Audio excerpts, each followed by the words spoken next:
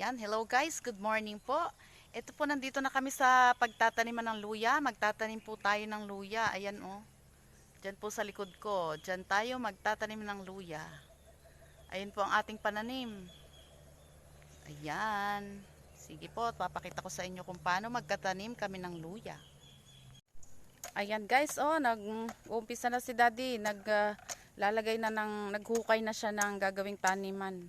Hindi na pala hinuhukay, nilalagyan na ng kanal, yung parang iras, ang tawag po doon. Ayan po oh. Maglalagay na si Daddy ng iras, tapos lalagyan ko na po ng pananim na luya. Ayan, ito po ang aming mga luyang pananim oh. Ayan, ito po oh. Ayan. Ito po oh, yung mga may suloy, yan po yung nasa ibabaw. Pag ganyan po ang pwesto. Para po dyan po susuloy ang ating pananim. Ang ating luya.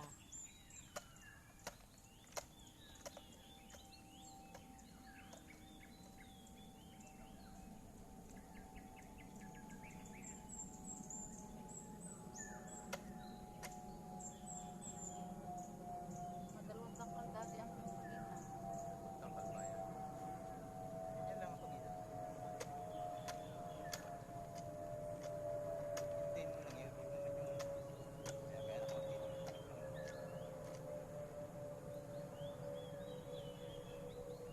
Hindi yung kaya nakaunti.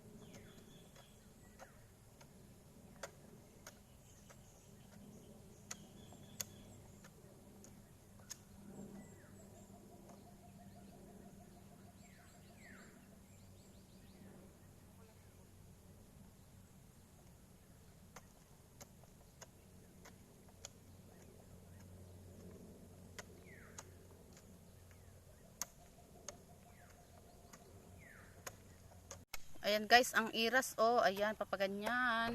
Oh, ayan. Nilagay na dun ang ating mga luya. Ayan po oh. Ganyan. Ayun. Nakahilera din po ang ating mga luya. Tapos ganito naman po yung pag-iiras. Ayan oh. Nilalagyan ni Daddy ng parang kumbaga sa isa araro nilalagyan ng tudling. Ayan po oh. Ayun, papunta doon sa dulo. Tapos po nilagyan na po kaya nilagyan ko na po yan ng mga tanim. Ayan po oh. Ayan. Ganyan po yung pagtatanim natin ng luya. Tapos mamaya po tatabunan yan. Kaya po yung mataas na ganyan. Yan po ang itatabon. Yung parang medyo burol-burol na yan. Yan po yung itatabon mamaya dyan. Pagka tayo ay magtatabon. Ayan po oh. Ayan lamang muna po at mamaya ko ulit papakita sa inyo. Ayan po, oh, tinatabunan na ni Daddy yung aming tinanim na mga luya. Ayan. Ito, natapos na ito ni Daddy, oh. Ayan. Natapos na yung tabunan. May tabo na po, oh. Ito yung tatabunan pa. Ayan. Yung dalawang line, wala pang laman. Ayan po ang ating pagtatanim ng luya, oh. Ayan po. Ito po ay lalagyan naman ng mga tanim. Ayan po. Lalagyan po natin. Ito po ang pananim, oh. Ilalagay natin. Dito, oh. Sa mga line. Dito sa guhit. Ayan. Lalagay natin. Ayan. Nakaibabaw po yung mga suloy para po dyan sisibol ang ating tanim. Ito po may mga suloy na. Ayan po, oh. Ganyan. Nakaibabaw. May suloy na ang ating pananim. Yan po, o, dyan. Ganyan po. Yan po ang ating pagtatanim ng luya. O, ganito po. O, ayan. Atin pong ilalagay dyan. Ayan. Tapos dito. Tanim-tanim tayo ng luya para tayo ay may aanihin. Para sa sunod marami ulit tayong makukuhang luya. Ayan. Ganyan po ang ating pagtatanim ng luya.